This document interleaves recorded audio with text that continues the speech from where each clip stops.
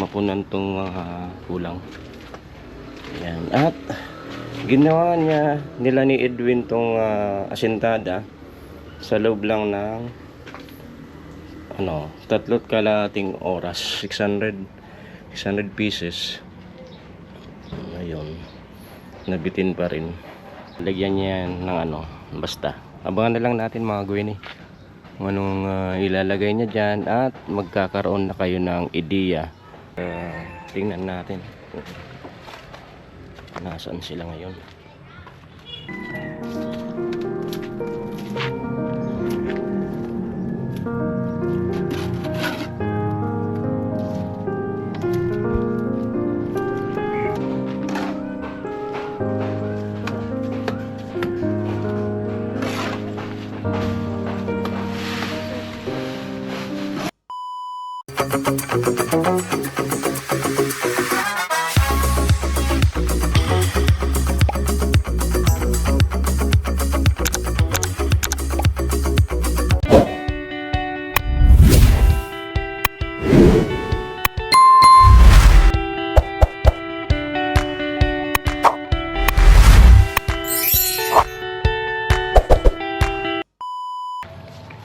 Nabitin pa yung hollow blocks.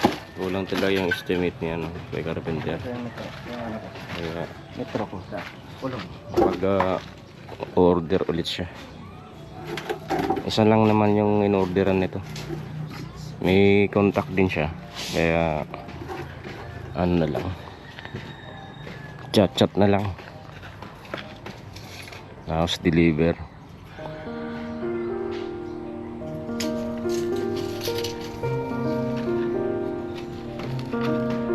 Tapos sa Agran.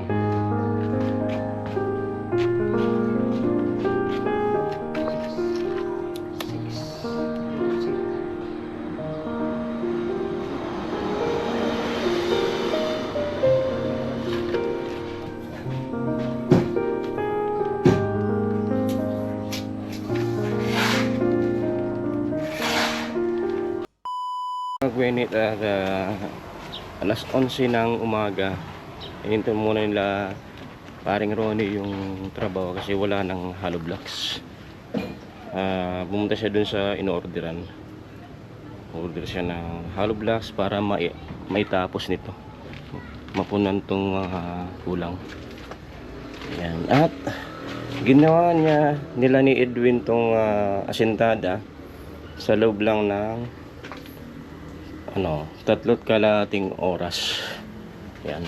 So itong nasa gilid, ayan, at tinapos nila yung dito, hindi natapos nila kay carpenter. Ayan, close na yan. 3.5 hours. Yun ang natrabaho nila. Ayan. At kung meron sanang hollow blocks, siguro tapos na yung nasa baba. Kung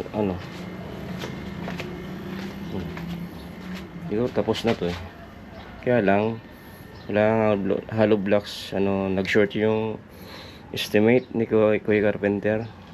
Yun, 600 pieces. Ayun, nabitin pa rin dito. Tapos dito sa agdan. Ayan. At sa loob merong half lang. Ayan.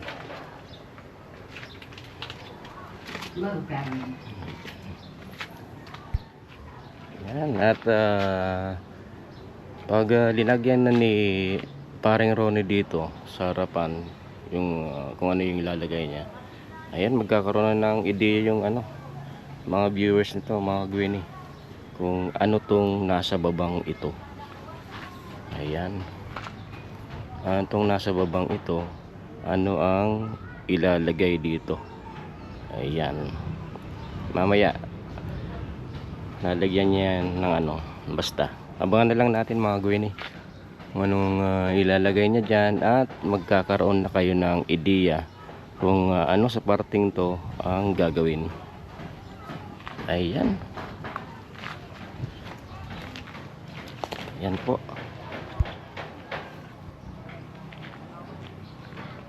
Ayan, at yan naman update natin mga Gwenny dito sa patuloy na patrabaho sa project sa harap ng bahay ni Gwen. At abangan natin mamaya ulit. Hanggang sa muli.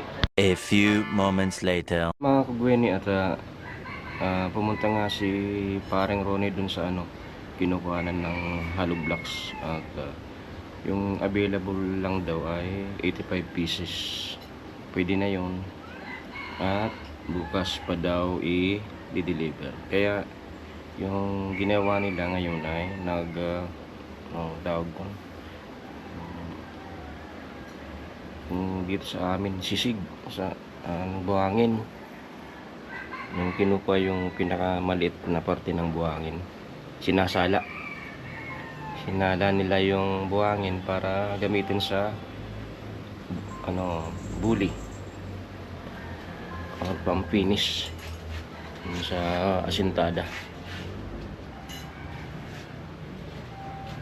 Ayan. At tingnan natin kung nasaan sila ngayon.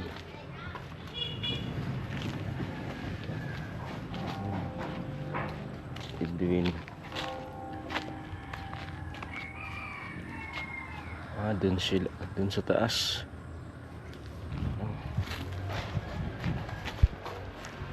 Tingnan natin. Dun pala si paring Ronnie sa third floor.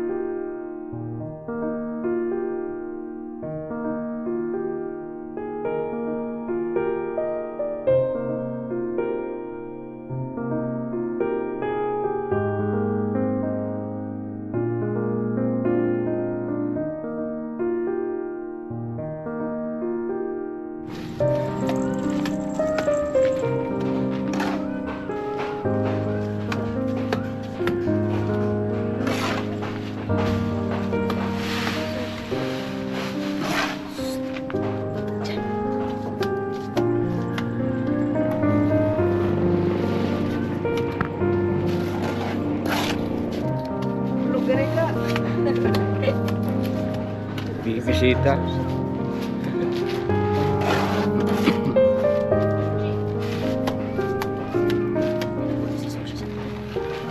May bisita yan.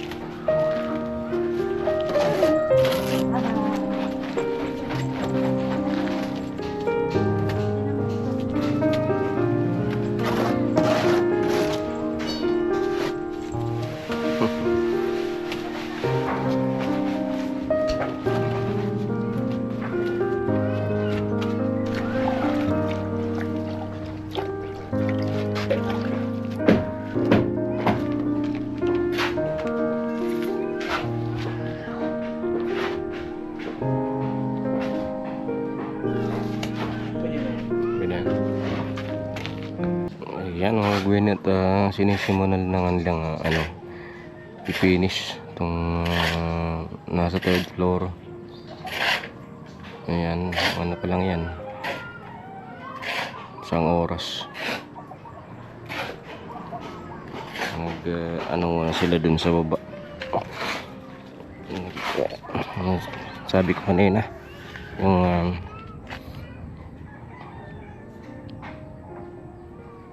ngayon hiniwalay nila yung yung kaya kinukuha nila yung pinong buhangin dahil yun ang ginagamit sa pag ayan, pag finish, sinasala. Ayan. Hindi ko alam kung anong pinakang term yan sa Tagalog. Ayan, at yan ang muna update natin mga Gwyneth. Much later. At kakatapos pa lang nila paring Ronnie ni Edwin unang trabaho nila dito sa project sarap ng bahay ni Gwen, at ito na ngayon natapos nila ngayong araw. Yan, sintado dito sa entrance, tapos yung kanina ito sa side. Bukas pa kayo yung hollow blocks. Lahat ito napunan na nila. Ayan. At dun sa taas, yung ginawa nila ngayong hapon, yung bully, finishing. Ayan. May kapal ata yan na 1 inch.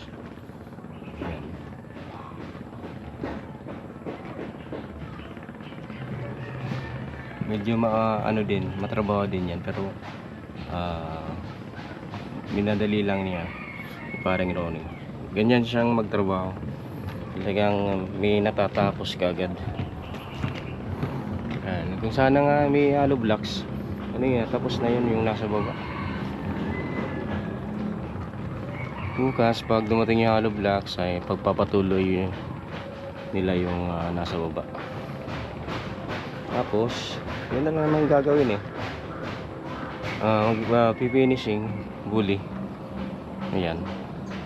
At abangan na lang natin kung anong yung mga susunod. Pero marami tong ipifinish.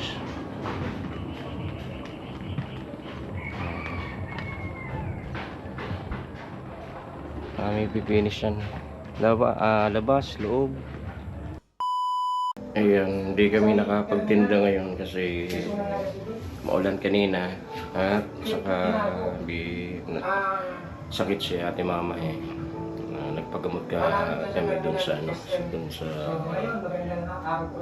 pinapagamutan namin. Sakit yung katawan niya, maraming lamig sa katawan, kaya ayan, pahinga siya. Ang programa ko ng Cares, nagkakamusta sa mga kagaya ninyo, may mga sakit. At hirap din sa buhay. Ito kasi yung tahanan nila. Makapansin niyo. Makalabas. Iya. Mamaya na tayo po, bro. Walang kasi dito. Ano yung karanoan sa dada. Hello. Delivery. Ito yung anak mo Sa sa'yo? dito, may Ang gandang mistisa ko. ito na yung bawang trabaho ni Gwen. Parang tumukha ko. Delivery, pizza delivery. Ayan. Pizza delivery. Ano, bagong ano niya, sideline. Ay, makalugad tayo. Dili, makalugad. Lakas ang ano? Lumakas. Ayan. Tapos kapatid mo din. Pamangkin mo. Wala ka magkapatid. Wala po. Kay papa mo? Virginity care. Ay, amo yan sa sabing kubo. Ayan nga siya. Ate mama. At ako, si kuya ano ng lugaw. Yan ang ginagawa kong boto. Paggabi, pinapakulan ko na ito. Pinapalambot para bukas, igigisa ko na lang sa ingredients na ito. Ayan. At gintong tubig para may matimpla. Minit na tubig. Pag gayat nila gagamiting sibuyas ba, luya para sa lugang, bawang, sa sibuyas para dun sa mga sa pansit, spaghetti, ayun, dalawang klase ng pansit. Kung makakapag-luto pa ako ng sopas, yan, kaya na yun. Ayan. Hindi kami nakapagtindi. Ito, tumila na yung ulan, kaya lang nag-decide na akong huwag na magtinda. Si ate mama, sana gustong magtinda. Sabi ko, wag na muna kasi may nararamdaman ka na nga eh. Tapos titinda pa tayo. May masyadong malamig dun sa taas. Pag ganitong oras, yung naramdaman niya maraming labig sa katawan, kaya nagpahilot siya dun sa yung napailutan namin. Kaya ayun, papahinga siya. Hindi na rin nagpumilit. Kasi siya rin naman yung mas lalong sasakit yung katawan. Butin lang ako, nakakayanan ko yun, mga ganyan. Ayan. Dapat hindi tayo nagkakasakit eh. Dapat na tinatandaan din natin yung mga dapat iniiwasan para hindi magkasakit. Ayan po. At hindi na ako nakapag-update kanina kasi naputol na, nag-lowback. Kaka-charge pa lang nito. Oras ay alas 9:30 na. Ayan. Ayan. Papahinga na lang ako kanina. Pabor sa akin yun. Papahinga. Kasi sunod-sunod na umaga na kami. Natatapos sa pagtinda. Kaya medyo grabe ang puyatan nangyayari. Kaya ayun, pabor sa akin ng hindi mo na magtinda. Hindi makakapagpahinga kasi mamaya gigising ng maaga para magluto para sa tinda dun sa kabilang kalsada. Ayan. Ayan, yan muna po yung update natin dito sa nangyayari sa amin. Ayan, hanggang sa muli. Maraming salamat po.